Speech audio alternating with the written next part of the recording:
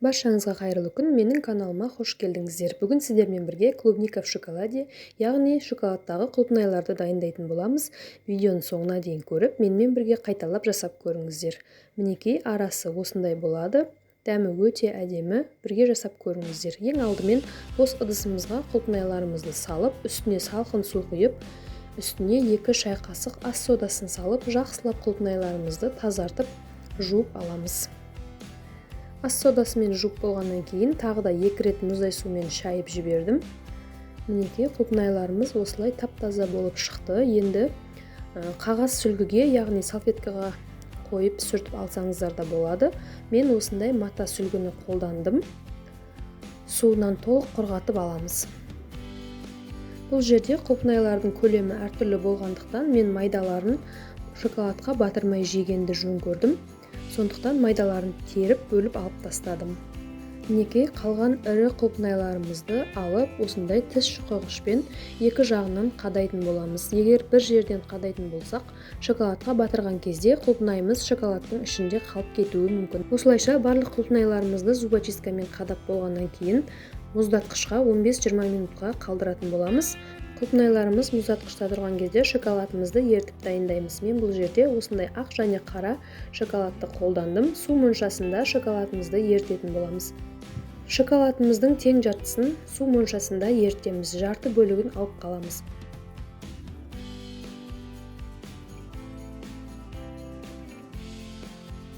Шоколадымыз толық еріп болғаннан кейін судан түсіріп, алып қалған жарты шоколадымызды салып, екеуін бірге еріп кеткенше араластырып қоямыз. Бұл бізде темперирование деп аталады, яғни екі шоколадтың бір-біріне қосып отырып, температурасын бір келкі температураға келтіру. Клубника в шоколадені тапсырысқа жасайтындар осы әдіспен жасайды. Бұл рецепт арнайы мастер-класстан алынған, сондықтан қорықпай жасай берсеңіздер болады, 100% тура шығады. Мінекей шоколадымыз дайын. Енді осыны шұңғылдау ыдысқа, яғни бокалға құйып, құлпынайларымызды біртіндеп батыратын боламыз. Шоколадымыз дайын. Енді мұздатқыштан құлпынайларымызды шығарып, біртіндеп батырып бастаймыз.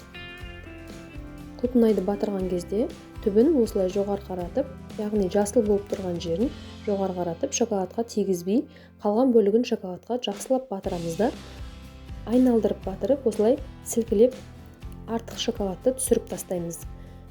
Осылайша барлық құлпынайларымызды дәл осы видеода көрсетілгендей етіп, шоколадқа батырып, пергамент қағаздың үстіне орналастырып шығамыз. Құлпынайларымыз мұздатқыштан шыққандықтан шоколадқа батырған кезде шоколадымыз бірден қатып, кеуіп қалады. Мұздатқышқа қоюдың қажеті жоқ. Тіпті тоңазытқышқа қоймасақ та, осылай өзі пергамент қағаздың үстінде тұрып, кеуіп қалатын болады.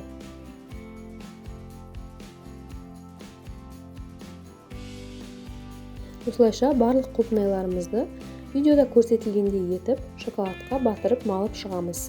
Ақ шоколадпен де дәл солай видеоның басында көрсетілгендей жарты бөлігін алып қалып, жарты бөлігін кейіннен қосып отырып, осындай бір келкі температураға келгенше араластырып алып жасайтын боламыз. Ары қарай осылай құлпынайларымызды батырып, пергамент қағаздың үстіне орналастыратын боламыз.